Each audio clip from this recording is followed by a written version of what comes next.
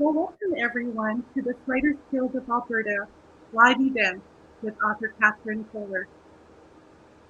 But first, let's acknowledge the land that we stand on, its traditional territory of the Nahiwak, Siksika, Dakota, Nakota, Sioux, Dene Cree, Chippewa, and Métis Nations. We respect and honor the spirit of friendship and peace with Treaty 6 and Treaty 8, and recognize that we are all treaty people. Katherine Koller writes for stage, screen, and page. Her first plays were for CBC Radio. Her Alberta LandWorks Trilogy is Cool Valley, and they are entitled The Making of a Miner, The Seed Savers, and Alberta Playwriting Competition winner Last Chance Leduc. Her opera, The Handless Maiden, received a recital reading in Vancouver, and Hope Soup for Radio was recorded at last year's Edmonton Fringe. Her web series about Edmonton youth changing their world is at sustainablemeyeg.ca. Art Lessons, her novel, was a finalist for the Edmonton Book Prize and the Alberta Readers Choice Award. And a finalist, last but not least, a finalist in the High Plains Book Awards, winning Chance, is her recent collection of short stories. Welcome, Katherine. Thank you for being here this evening. Thank you so much, Dorothy. Tonight, I'm going to be reading from my book of short stories, Winning Chance. And I've chosen a story in this collection called The Care and Feeding of Small Birds. I'd like to send a shout out of thanks to Loft 112 in Calgary, because they were the first to publish this story in their chapbook series, and they do so much for Alberta writers, just as the Writers Guild of Alberta does, and our sponsor today, the Rosé Foundation.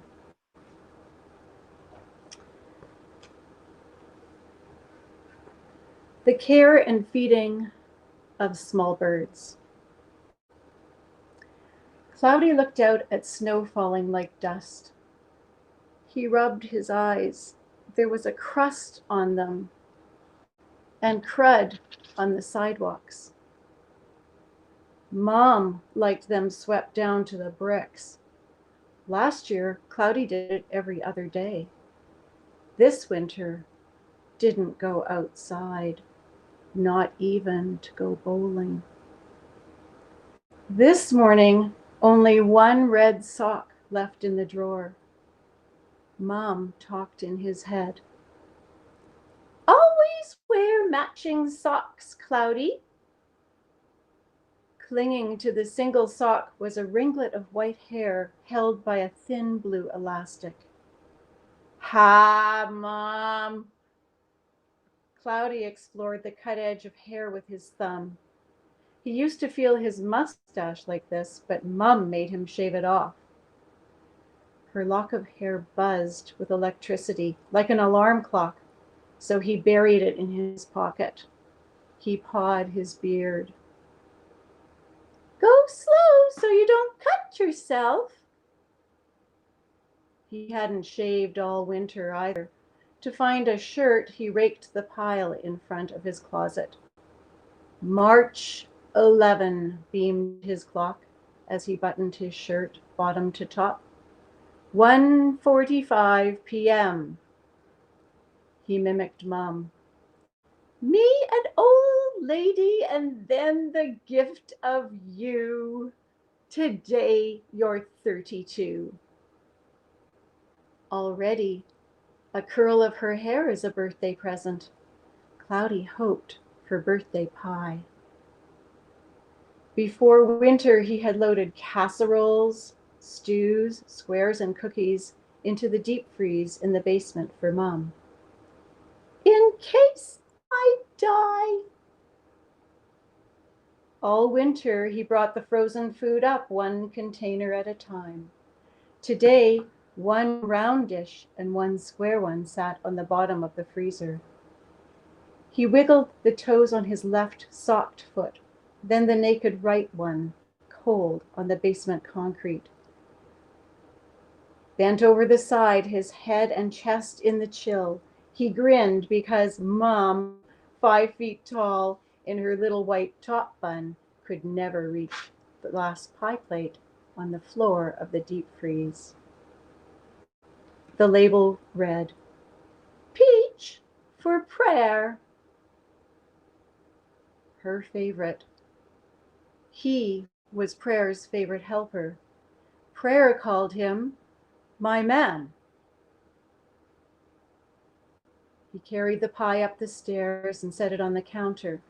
Cloudy wondered if Prayer was eating. He'd never seen her cook. "To share." He patted his pocket. "I know, Mom." Prayer's sidewalks, like his own, had been waiting. He got on his boots, his coat and cap. Cloudy had to see Prayer to explain about the winter, the black, bare winter. "Always cover your ears, Cloudy." He pulled the ear flaps down. Mom called him Cloudy. "You never cried as a baby. Instead, your face just clouded up."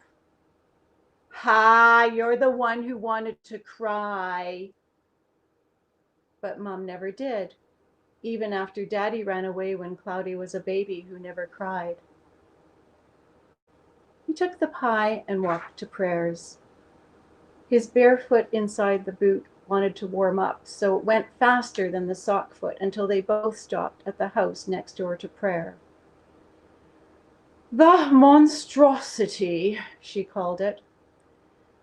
Bulldozers had wrecked the lawn in years of house renovations.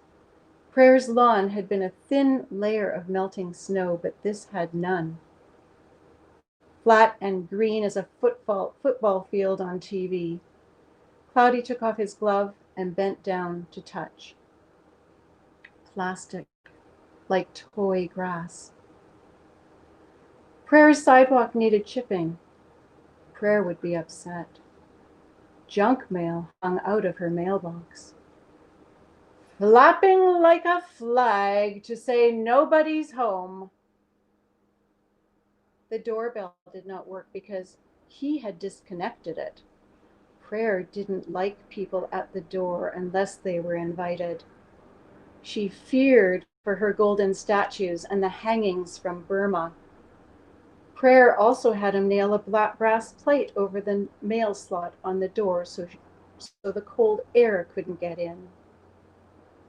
Bad for the bird. Cloudy was in charge of cleaning the bird cage and changing the feed and water for Prayer's budgerigar. Each time Budge the bird died, Cloudy buried it in a special place in the backyard, and Prayer poured 2 glasses of Glenlivet 25 year, their secret. He put the pie down and picked up all the mail, even the pieces in the flower beds under the snow blanket. "Take your time." Prayer was an old lady.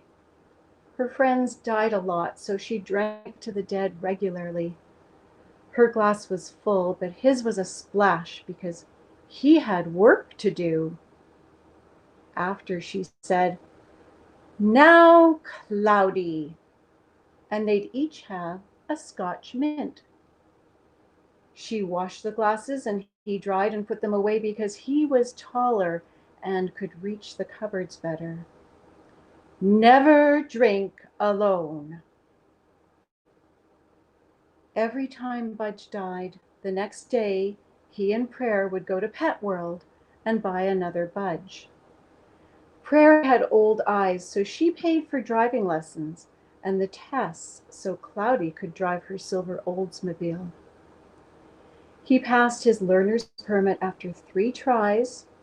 Prayer said 1 didn't count because he was getting a cold that day, and the in-car test the first time. After Cloudy became her driver, Prayer paid him extra. They went to the liquor store for Glenlivet 25 year, and to Safeway for groceries, to the hardware store and the plant nursery, to the doctor and the dentist and the bank, and to Pet World. Cloudy liked going to the bank and to Pet World the best. Pet World was beside Bear Paw Bowling.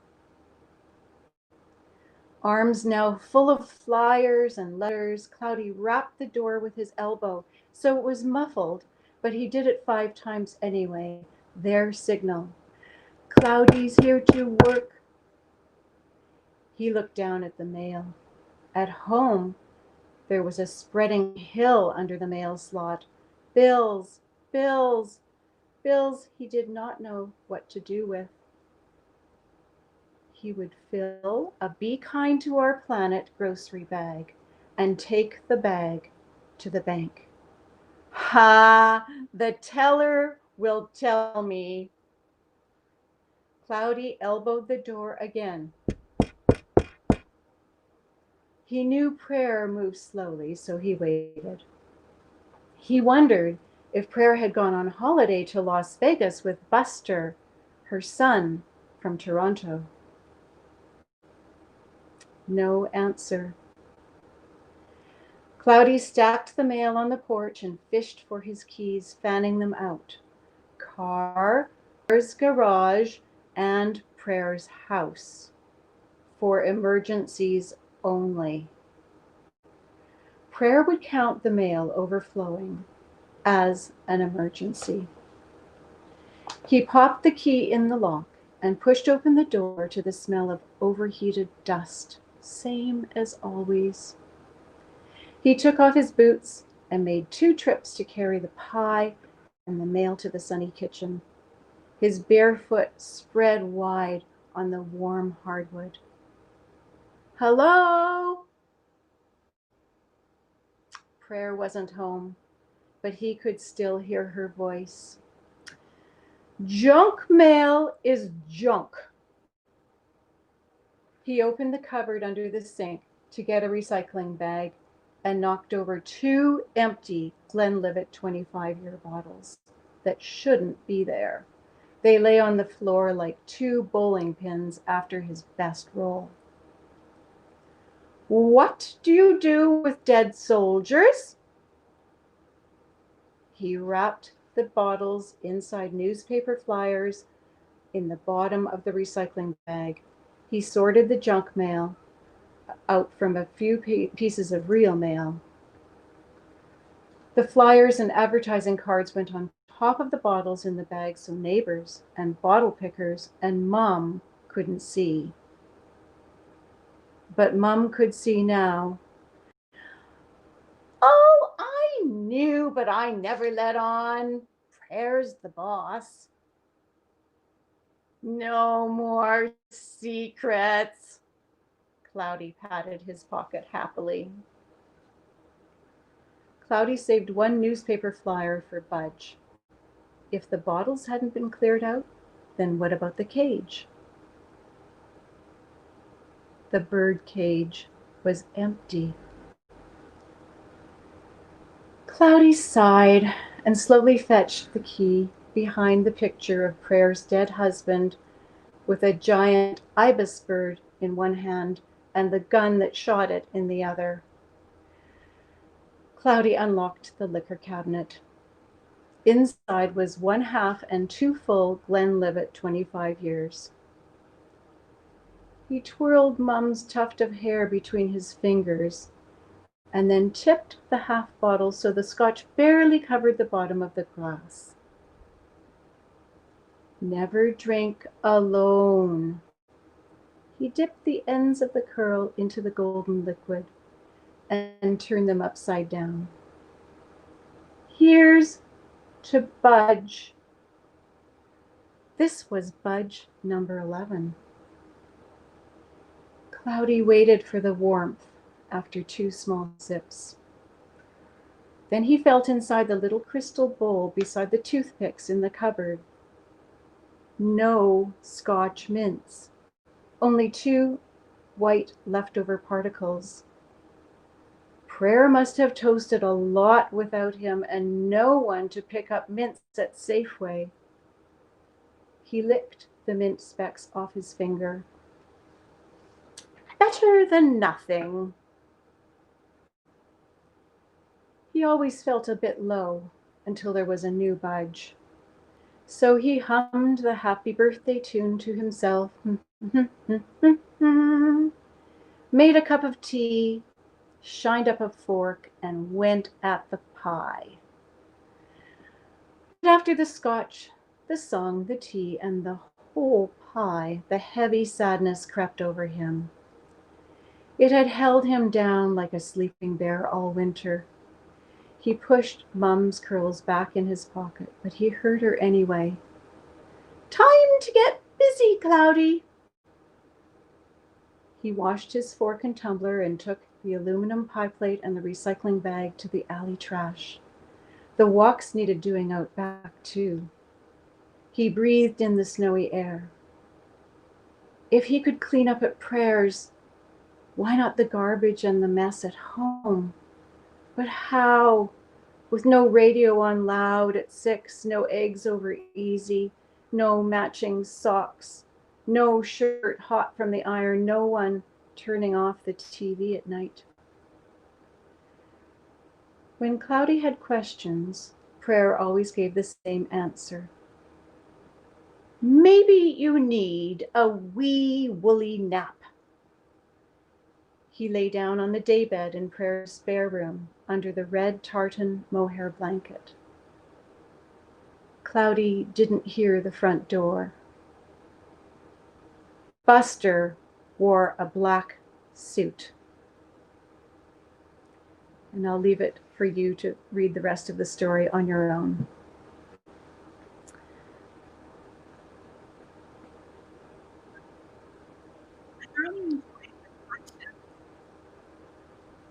I really enjoyed the question. Can you hear me now? Now I can hear you. If you Okay, I will speak up. Thank you. So the Karen feeding of small birds. You chose that for your reading this evening, and the main character's name is Cloudy. I actually found as I was reading the story that the atmosphere was rather cloudy until I got my bearings and figured out what was happening in the story.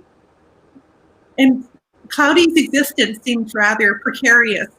It seemed rather unsure until near the end, where he had a second chance, it seems. He gets a second chance, yeah. Well, he makes his own second chance. Mm-hmm. So that is the theme of your collection of short stories, I believe, Second Chances. It is, and I had second chances in the title at one time until I realized that, one of the stories is already named Winning Chance.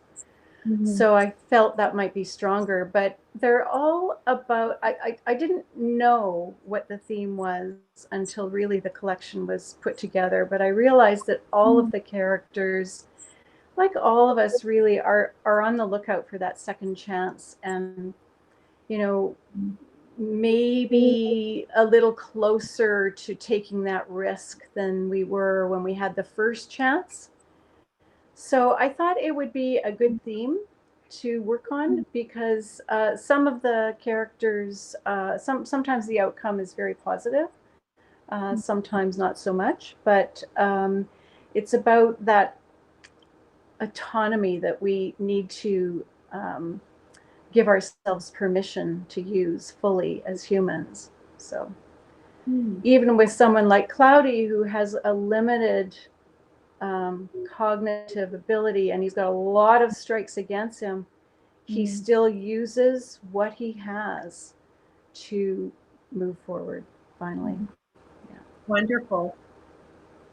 You have quite a cast of characters, if I may call them that, a cast of characters in your book. And I wonder how you come up with characters, Katherine.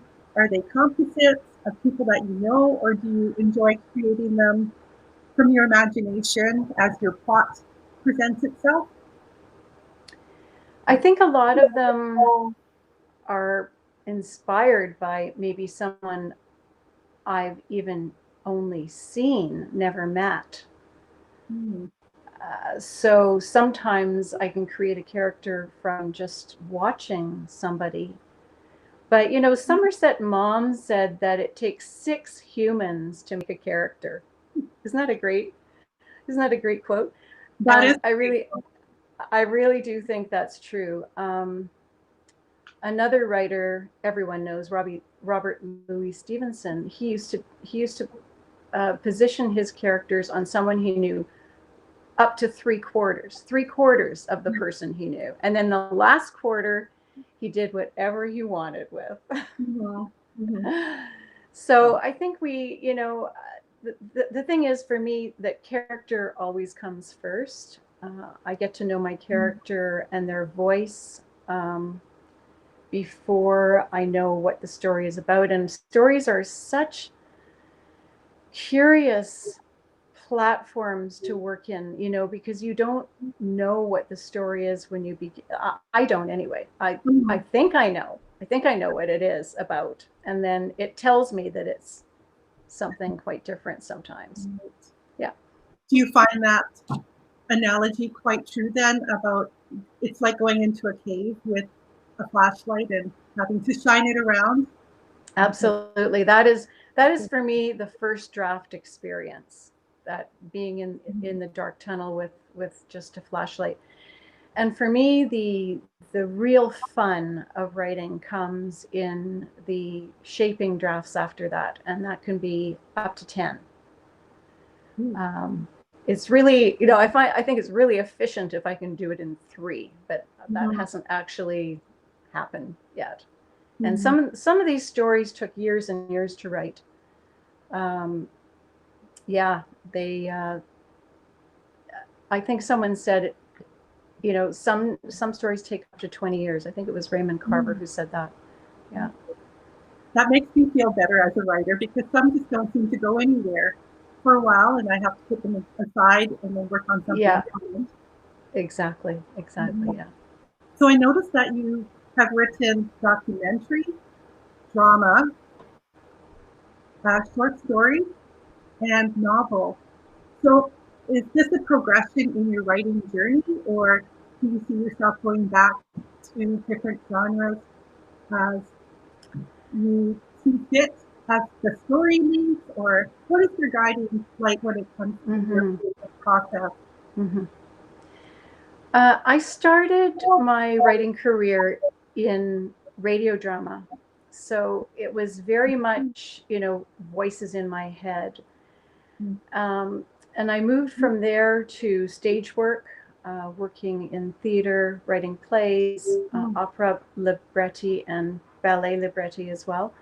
And then I had an idea for uh, about a girl who wanted to be a visual artist, and I couldn't figure out how to put that on stage.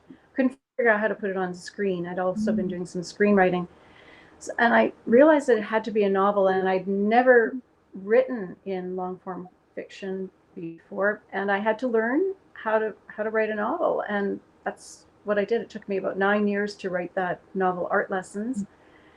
And while I was writing it, I had all these other ideas that started to become these stories for Winning Chance. So for me, it seems that the character and their journey, whatever that journey is, tells me what the form of the story is going to take.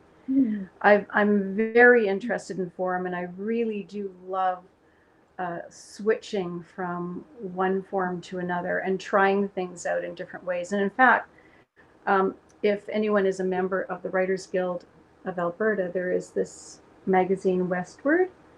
And there's an article in this issue, which I believe is the April to June 2020 issue, called Form is Everything, that I wrote about exactly that process, how I decide on what container to put my story in. So no, and I plan. I have another novel on the go. I have other stories on the go. Okay. I'm now sort of writing in all those forms, and I have a new form that I'm going to attempt this fall, and that is musical theater. So that's my next journey to learn how to write in that form.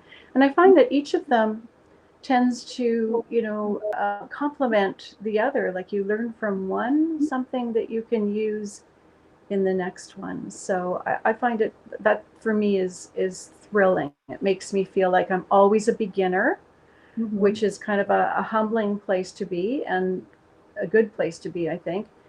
And it helps me find new ways of expressing myself, I guess. You've written an opera. Yes. Are you quite musical then? And what form does your music take? Singing or playing an instrument? Well, I have a music education, an extensive music education. I played piano for years and years and was a piano teacher. So I understand the rudiments of music. But when you're writing for opera, when you're writing for the voice, it helps, I think, to have sung in a choir, which I also did, because I know which sounds are difficult to make. I know which sounds are easy. So that was something that helped me enormously when I was working on that opera libretto. Yeah. And opera has story in it as well. I imagine that there is an interplay of, story crafting techniques with opera as well. That's it. And I mean, the story that I chose to work on, the Handless Maiden, I could not figure out another way to present it. It's operatic. In the first scene, the main character gets her hands chopped off. How could I do that in any other form but opera? The high sort of elevated emotional on the roof kind of emotion that you have in opera. Sounds fantastic. I noticed that the title for Beloved by the Moon has an apostrophe on it. It just made me curious. So when I looked it up, I'll let you explain what your intention was by including. The accent. Yes, the accent. So you would say "beloved by the moon." I liked that presentation better than just "beloved." It sounds a little more archaic, a little bit more mythic, and because the main character in that story has a lot of work to do before she can become autonomous and independent. I felt that this idea of her feeling some kind of connection to the moon and some kind of belovedness of the moon was a way to get her started. I wondered if you had some kind of mythical undertone or intention with that.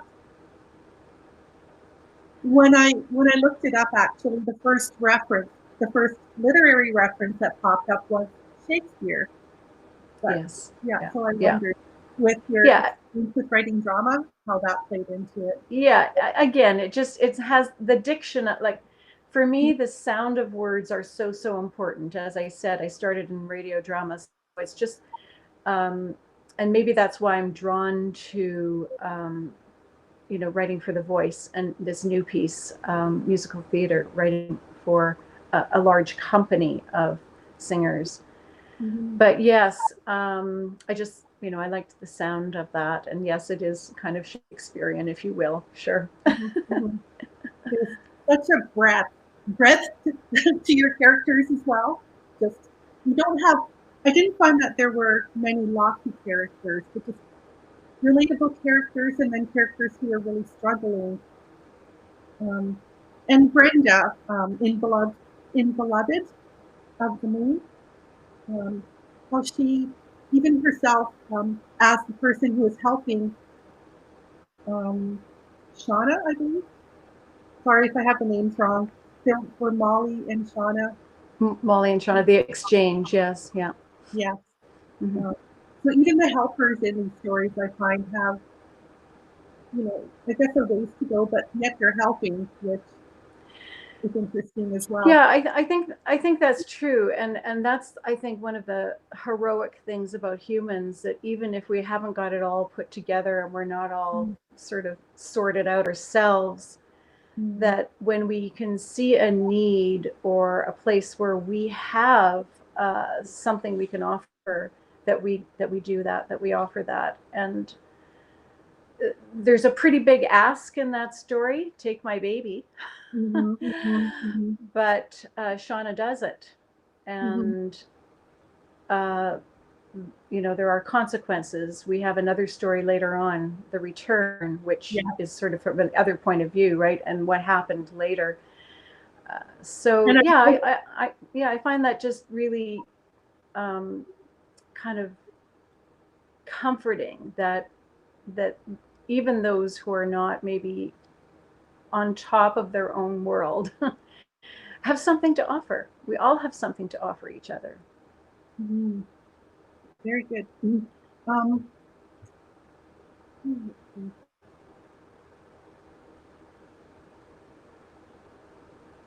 The couple as well, the elderly couple,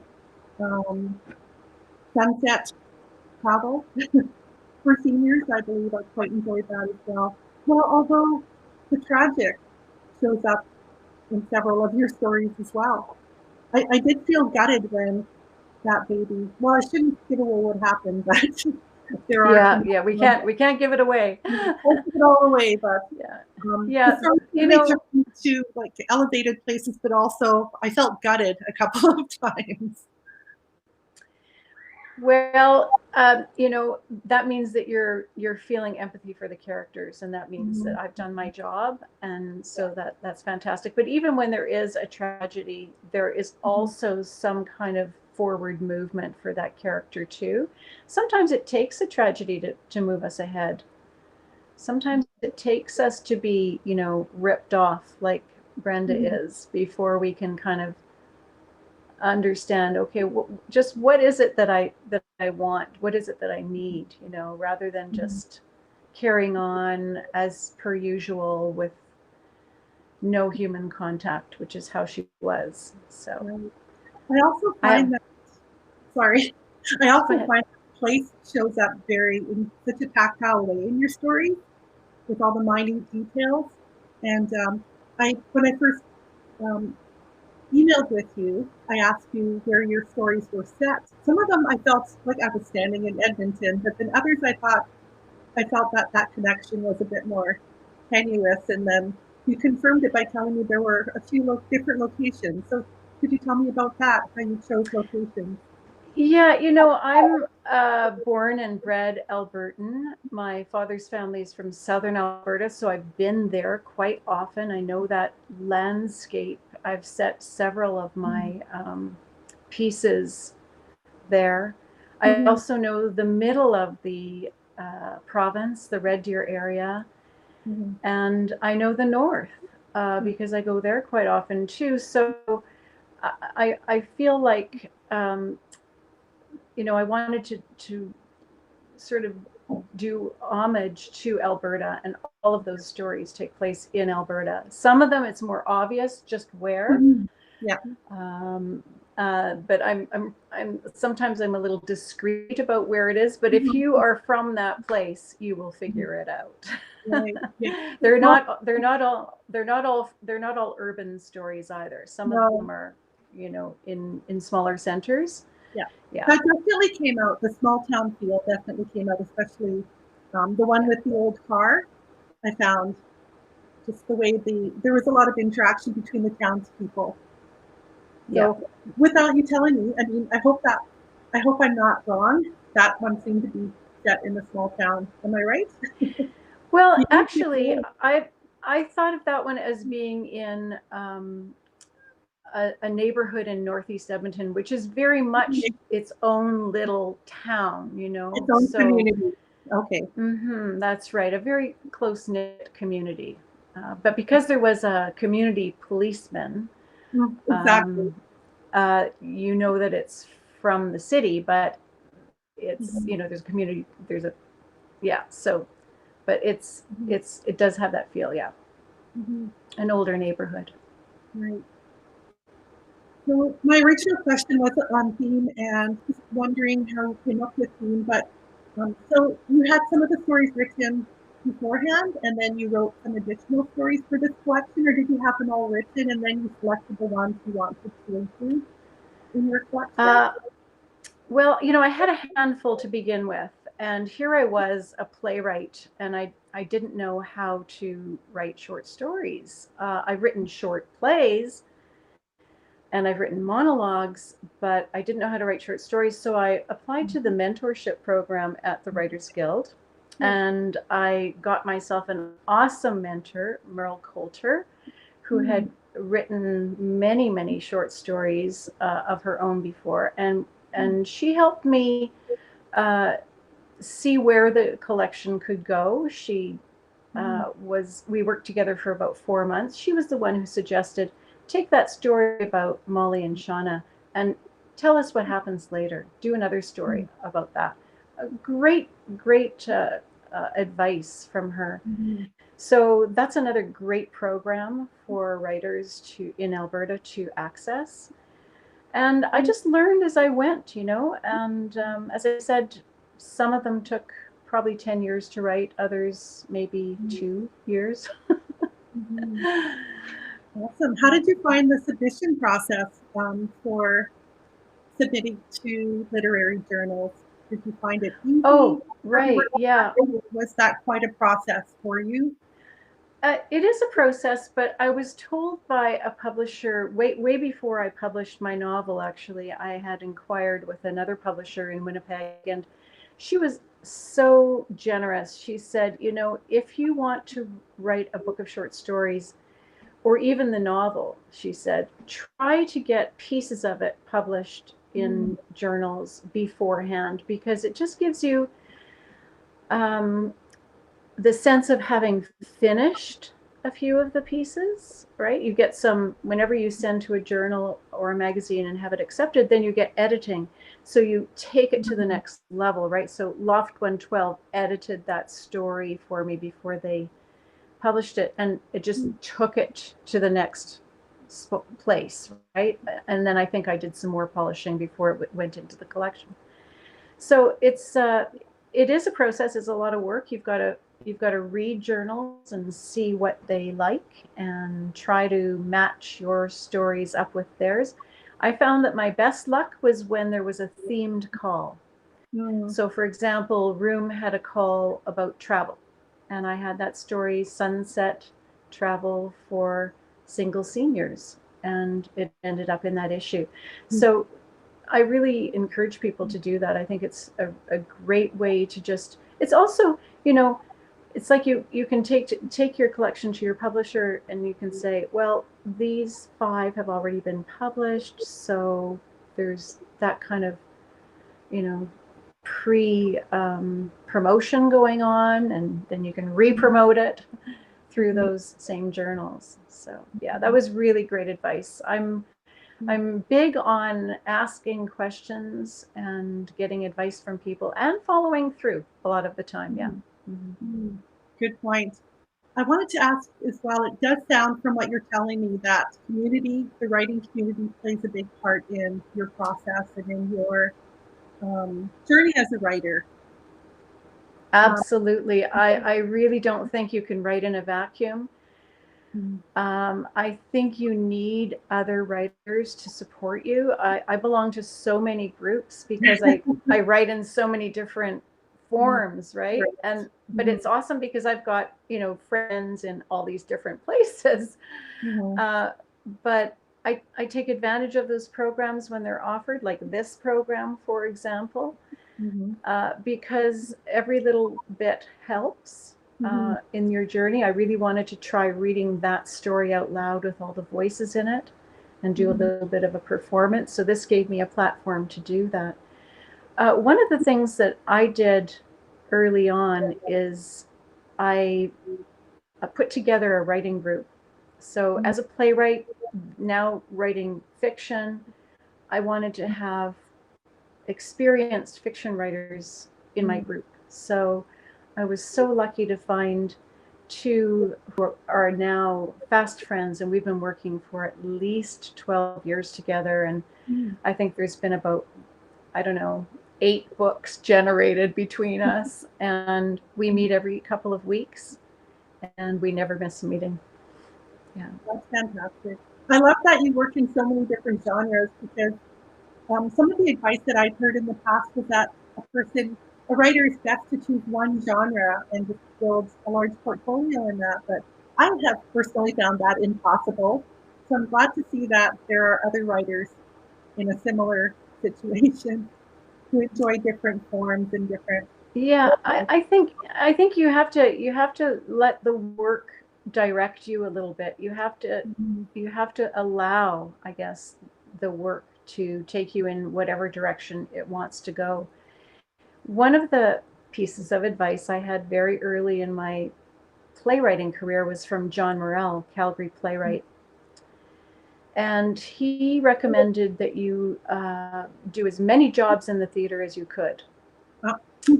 Diversify your skills. And at the time, I was raising 6 kids. I just couldn't see myself, stage managing then, or, learning design.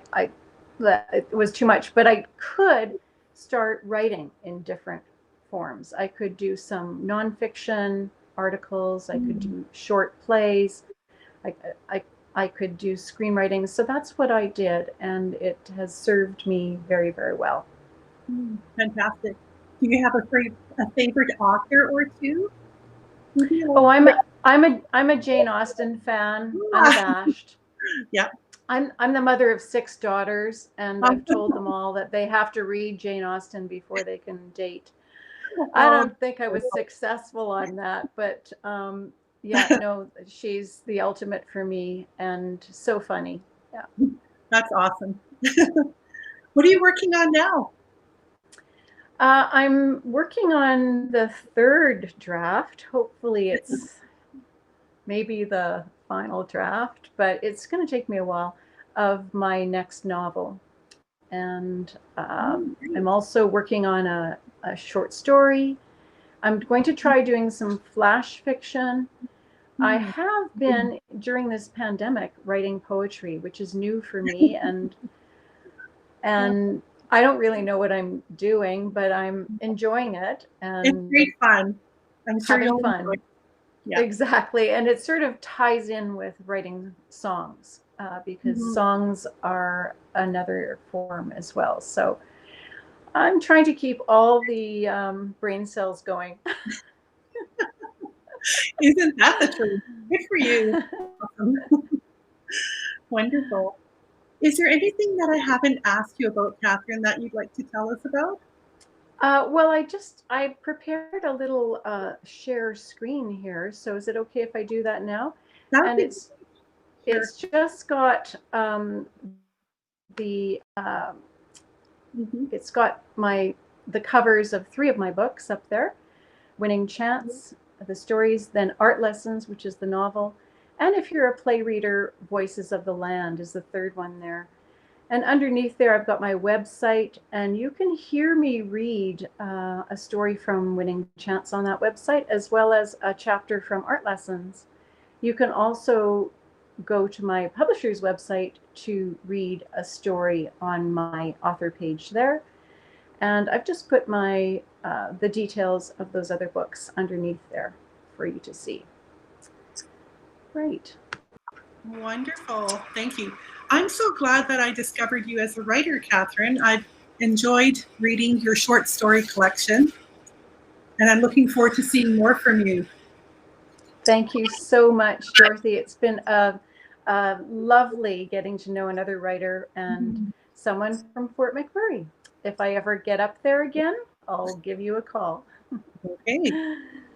Before we say goodbye, thank you to the Rosé Foundation for making this reading series possible, and of course to the Writers Guild of Alberta for hosting this live event. We'll see you all next time. Have a good night, everyone. Thank you so much. Thank you, Katherine.